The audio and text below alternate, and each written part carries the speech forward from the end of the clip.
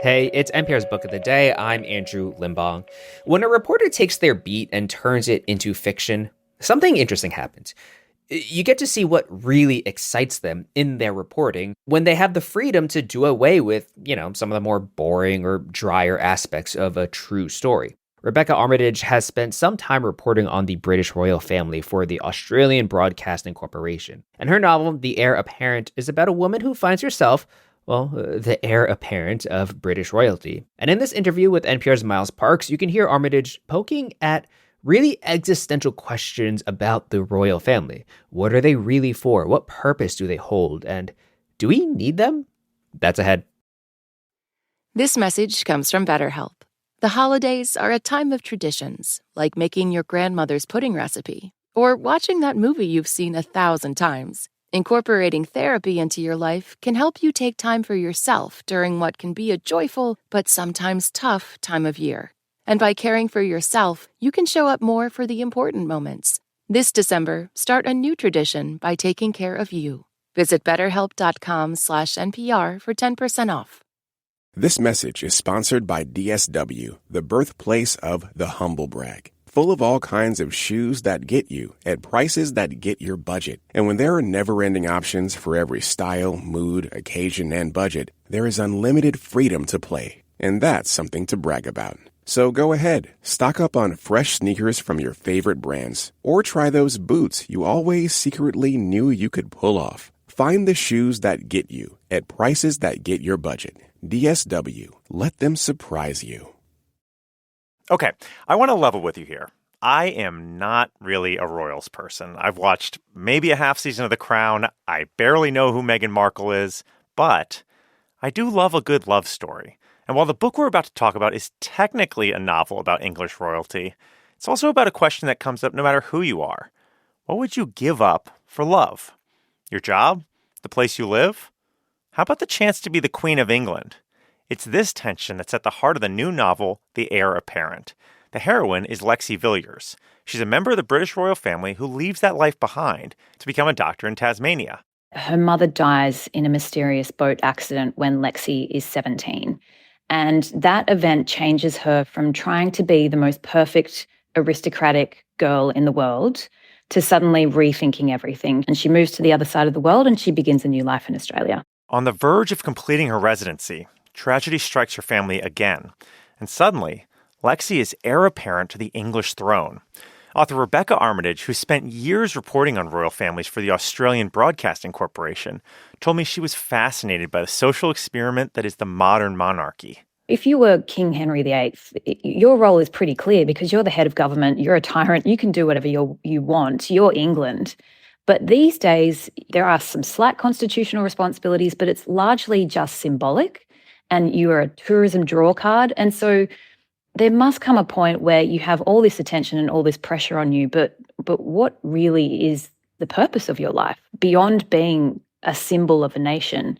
You know, I would never want to be royal myself. I was just really interested in the state of royalty where you're told that you're better than everyone. Like, they try to say that that's not how they feel, but that is the state of royalty, is being told that you are above everyone else.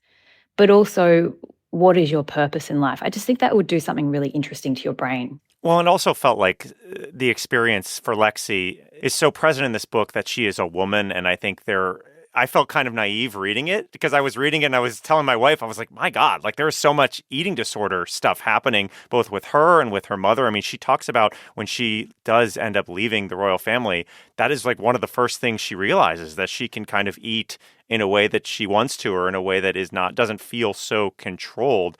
Was that something that was present as you were thinking about writing this book, that theme specifically? Yeah, because I mean, every character in the book has a real life counterpart. So she's very loosely inspired by Harry, but I deliberately made her a woman because I wanted to explore what it's like to have a female body that is on public display. And obviously we know that Diana really struggled under that spotlight. She lost, a huge amount of weight. She struggled with eating disorders for much of her youth, purely because of the intensity of that spotlight and the tabloid focus on their bodies. I really wanted to explore, girls are told from birth life. We watch Disney movies, we're told that there's no greater thing than being a princess. But what is the actual reality of that? And I think the intense pressure to be physically perfect must just be absolutely crushing at times. And I just want to just make it clear for listeners, this book is also just very, very fun. Like, there are these themes that are explored in all these different ways, but in some ways it almost feels like a normal rom-com in a lot of the flashbacks, because we have Lexi not in the royal life, kind of in Australia, having this fling with her coworker at one instance, and kind of also having this long budding romance with Jack, who's a winemaker in Australia. And then that's kind of juxtaposed against this fairy tale life that she jumps back into. But it does explore also the question of healthy romantic relationships. And I guess I wonder whether that was something you were thinking about. It seems to me like Lexi is almost struggling with whether it is possible at all to have a healthy romantic relationship under these circumstances. I think the thing with Lexi is at the beginning of the book, she has a lot of trauma, unacknowledged trauma. I really think she's got PTSD at the beginning of the novel. And she has this terrible fear of unconditional love because the only person she's experienced that from is her mother, and then she lost her mother. So she feels like she can't ever reach for it again because the pain of losing it is too much. So in the novel, there is a friends to lovers arc. So she has this best friend who's an Australian who just looks up to her and likes her as a person and doesn't care about what she comes with. He just genuinely likes her as a human being. And that is utterly terrifying to her. So I really just wanted to explore, when you have this crazy life where you are a symbol, where you are under the microscope, is it possible to have a love that is pure and unconditional, or do you need to make what is essentially a business arrangement between another person who can cope with the pressures of fame, who's in that world, who may not be your love match, but they would be a perfect business partner? Before I let you go, Rebecca, I want to ask, this book, to me, it shows that so many people in the royal family have experienced so much pain, almost specifically because of this experience. And I wonder about whether there should be a royal family at all. I mean, is this model outdated in modern society? Yeah, look, I think it's a really interesting question, and I'm fascinated to see what happens in the next 50 years, because I think, long-standing institutions really have to justify their place in society, and people are asking questions about inherited power.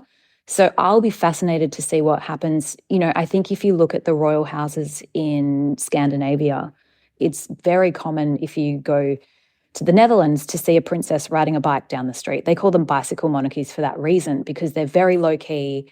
They try to keep it low cost. So those houses have evolved. The House of Windsor has not. So I'll be fascinated to see what Prince William does, because I think he's indicated that he wants to maybe pursue something a bit closer to a bicycle monarchy.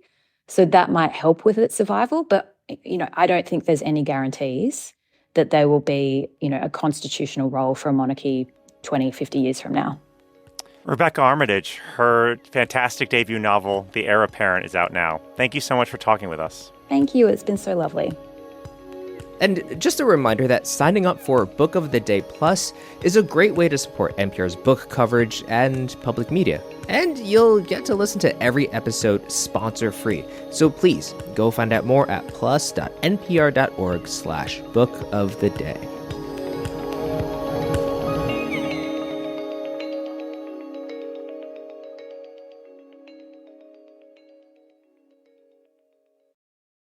This message comes from Warby Parker, prescription eyewear that's expertly crafted and unexpectedly affordable. Glasses designed in-house from premium materials starting at just $95, including prescription lenses. Stop by a Warby Parker store near you.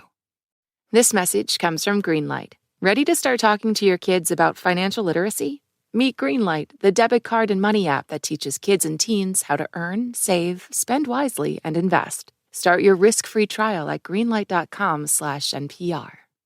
Support for NPR and the following message come from Warby Parker, the one-stop shop for all your vision needs. They offer expertly crafted prescription eyewear, plus contacts, eye exams, and more. For everything you need to see, visit your nearest Warby Parker store or head to warbyparker.com.